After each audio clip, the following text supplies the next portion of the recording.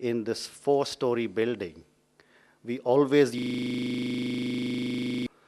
since Omar was a Z security person, he would be sitting on the ground floor and all other people would go and sit on the first and second floors because no one had the courage to sit next to him. But no, I don't think you didn't have the guts to start something like a company. I think what you started was in politics, and what you've achieved as the youngest chief minister of Jammu and Kashmir is probably... Personally, and my wife Veera, we always look fondly at all your successes and everything that you and Payal have achieved. I'm not going to take too much time, but I do want to share that, when I started my journey, my second innings as it's referred to, I was 47 years old. And a lot of people told me, you're mad. My wife told me, are you sure you want to become a chemist? My parents, who are from the government, said, how can you become a shopkeeper? And I was reminded of a very, very old incident. And I think I failed every possible exam because I just couldn't figure out how to be a doctor. So when I became a chemist, I told them, I said, see, I finally made it. And I'm close to at least some part of the doctor's profession. What really made me write this book was, a lot of interaction. An organization called the Indus Entrepreneurs. I used to mentor a lot of them, I still do. And at one session, I remember talking to about 40 young people. And all of them came to me and said, we want to come and spend 4 hours with you in the office. Came and spent 4 hours. They had all kinds of questions. And then one young lady suggested, why don't you write a book? And I said, it's okay to write a book, but how do you expect me to write a book? I mean, it's not easy. But that got me thinking, and I said, why not? And on the 15th of March, Veera was traveling to Bangkok for a conference, and I told her I'm going to start writing a book, and she smiled and said, tell me another one. She came back after 5 days, and I told her I've written 10,000 words. And then I just started writing. I'd come back after a long day at work. I'd sit at 9 o'clock after dinner, and 9 to 11 every night I wrote. And before I knew it, in 2 months' time, I had finished 107,000 words. And then came the problem of how do you find a publisher? And Penguin was amazing. Debakar, who's the master of ceremonies today, when I sent him a script, I think within 4 days he wrote back and said, we want to publish. So that's how we got involved with Debakar and Penguin. So I'm grateful to Penguin for having published this book. I'm reminded of another SMS that my son had sent me, and I think I've quoted this very often, but I'd love to quote it again. And the SMS says, why can't a Bania, I'm a Bania, why can't a Bania play hockey or football for India? And the answer is because every time he gets a corner, he opens a shop. That, ladies and gentlemen, that is the story of Guardian. The title of this book, The Buck Stops Here, represents a very, very much used phrase. And this was first popularized by President Truman. He did not originate this phrase, but he had this placard on his table. And that's how really I think the world got to know it. And as a professional manager, I used to use this all the time, saying, when I'd argue with somebody, I said, the buck stops with me, and the buck stops with me, and, really trying to show that I'm the final person who's got to take a decision, till I became an entrepreneur. And I realized that the true meaning of this phrase, I realized that the buck stops with the individual who has to find money at the end of every month to make sure salaries are not delayed. And that's when I realized how important this phrase was. And I used it in my book, and Debakar decided that he would use this as the title of the book. Finally, I'm going to express sincere thanks to all my friends for their support, to my parents, to my sons, and most importantly, to my wife, Veera, who stood by me through 7 years of Guardian. I think she tolerated the fact that I was never at home. If I was at home, I was on my computer. But Guardian has grown. We've grown into the second largest chain, and we are on track to be the largest in the next few years. I'm grateful to all my colleagues. A number of them are here in this room. because Guardian would not have been possible without all their dedication. Finally, I hope you will enjoy reading this book, and thank you very much again.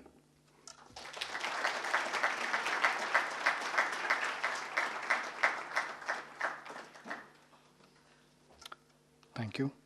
Now I would like to request Mr. Atul Havan, Regional Managing Partner North, Deloitte Haskins and Sales, Mr. Sunil Jain, Opinion Editor, The Financial Express, and Mr. Ashutosh Garg to come up, please, and take their seats on the dais and participate. We're going to have a panel discussion, and it's titled The Indian Entrepreneur, Opportunities and Challenges.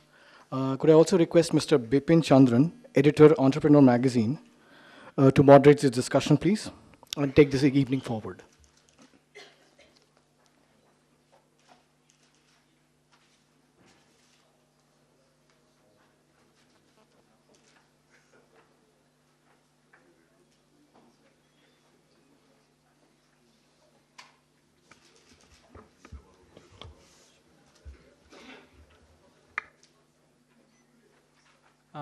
Good evening, everybody. Thank you so much for joining us today evening for this, the story of, Ashutosh's story as an entrepreneur. And we'll have a short discussion, which we'll try to wrap up, as early as possible. Atul is running a bit late. He'll be joining us any moment.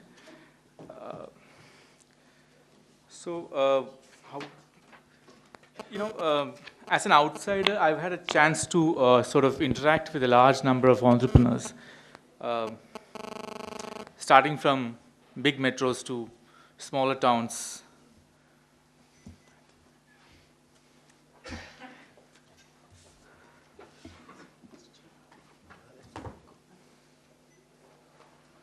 Of all sizes, of all ages. There have been occasions where a 21-year-old guy who's just out of IIT or IIM running into my cabin saying that I've got a fabulous business idea. How do I make it successful? And then the next day you encounter a person who has been running this business for about 70 years, doesn't know anything about new technology, but makes millions of dollars or millions of rupees. When you try understand, when you try to look at the basic DNA of an Indian entrepreneur, it often amazes you. What cuts out? Who is an entrepreneur? What makes a normal person or a non-entrepreneur from an entrepreneur? So I sort of want to start this evening's discussion with sort of asking Ashutosh to sort of, he's told his story in the book. Sort of give us a synopsis of why he turned an entrepreneur, and how has his life changed post an entrepreneur. And Thank you, Vipin. I think I've been asked this question several times on what really made me make the change, and I've given several examples of this, several instances. But I think really what the crunch was when in 2003. I had left ITC, I was working for Hughes, and Hughes said, it's time for you to pack your bags and move to Germantown, Maryland. And that's when my wife and I decided that we're not going out again, not to Germantown, Maryland. So I said, this time for me to quit and work on my golf handicap. And I actually managed to reduce it to about 12, 13. I have some of my golfing buddies sitting around here. So I can't even lie what the handicap was. But I did it for about 3-4 months. I tried to play golf, 4 times a week, and then realized I couldn't possibly do it. When I started looking at the options available to me, there were not too many. And the reason was that I don't come from a big family business. I didn't have huge capital available to me.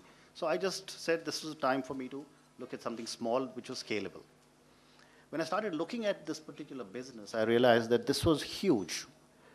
The pharmacy business in India, which, as Omar mentioned, is the small mom-and-pop chemist, handles close to 95 to 98,000 crores of revenue, which is handled by 750,000 chemists. And when any economy does open up after the utilities have been taken up and after the privatization of the public sector has happened, it's the unorganized sector which starts to get organized. And that's where I decided to step in and found that here was an opportunity for me to do things which were different. I would go and stand for hours outside chemist shops, and I would. I'll narrate one small instance to you.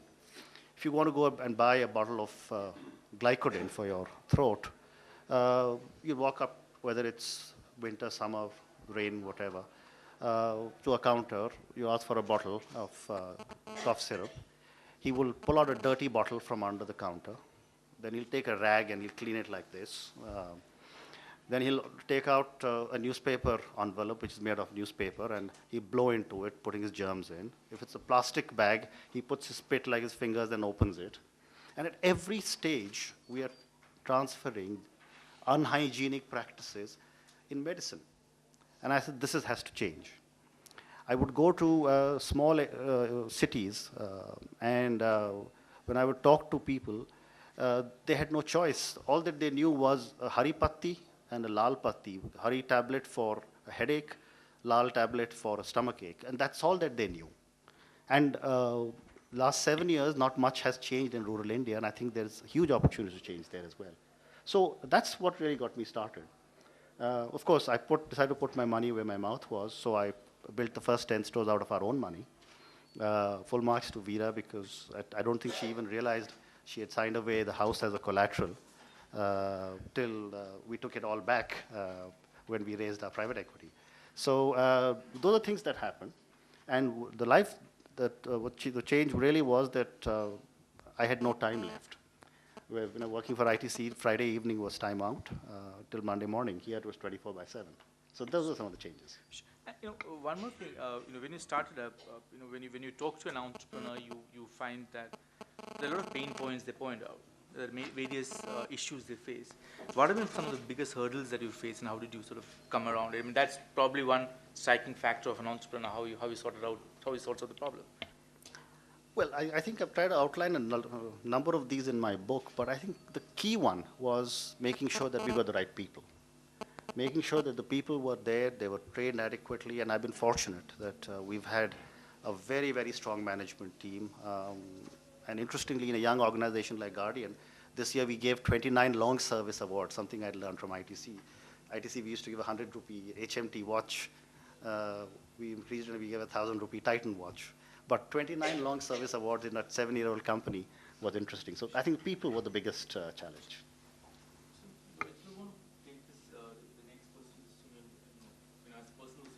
As a person who's sort of seen, how Indian, environment, the policy environment changed. As Chief Minister Abdullah said, now there's a far more conducive environment for an entrepreneur to start up and work. What has been some of your observation over the past, for example, 10 or 15 or 20 years? How has it changed the whole entrepreneurial culture in India? Well, Bipin, first congratulations, Ashutosh. I think it's just brilliant.